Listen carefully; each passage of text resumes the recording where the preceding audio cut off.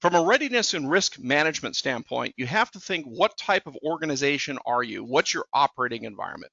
If you are in a low concern environment, you work with very little sensitive data, or you're comfortable that the risk of data being provided to someone in your organization that you'd be surprised could get that, if you think that's low, you can just turn Copilot on. A good example for this is if you want to turn it on to your leadership team. Your leadership team probably already has access to the majority of the information that you have in your organization. So there's very little incremental risk to turn this tool on and start experimenting with it, see what it can do. But you probably aren't going to gain the same level of benefit as if you turned it on for your knowledge workers and your process workers, the people that are taking information and transforming it or creating it and synthesizing it so that you've got the organization moving forward. Just different levels of approach. Most businesses are probably going to fall into the conscientious category, where you're aware that you've got some sensitive information that's stored in Microsoft 365. You might have a SharePoint library that has HR information, or you might have business strategy information, things like that. And you want to be sure that that's securely stored and organized before you turn Copilot on for your organization. Copilot respects those things. I'll talk a bit more about that. Lastly, you might be in this third category. I love my 3 buckets, this regulated category, where you are in a regulated or a compliance-based industry, and you have to be certain that your information that needs to be secured is appropriately secured. Copilot doesn't make any information that wasn't already available more available. It just makes it easier to get to that information. I could ask a query of Copilot, say, hey, what's the payroll information for 2023 Q4?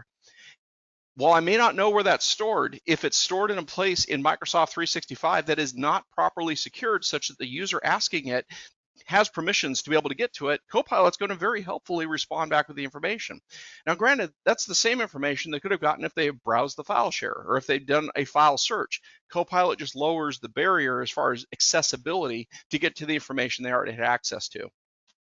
When we're talking about doing those assessments, the first one, the Copilot Readiness Assessment, I'll show you a couple of screenshots of what this looks like, is really there to answer the question, are you using Microsoft 365 in a way today that you're going to be able to get immediate value out of Copilot?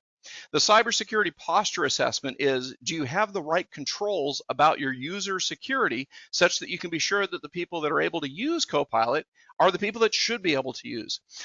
You've all seen social media attack, or not social media, but social engineering attacks, business email compromise, and you're aware of the types of harm that a threat actor can cause if they compromise someone's email box. Well, that requires the threat actor to go through and start reading through a bunch of email.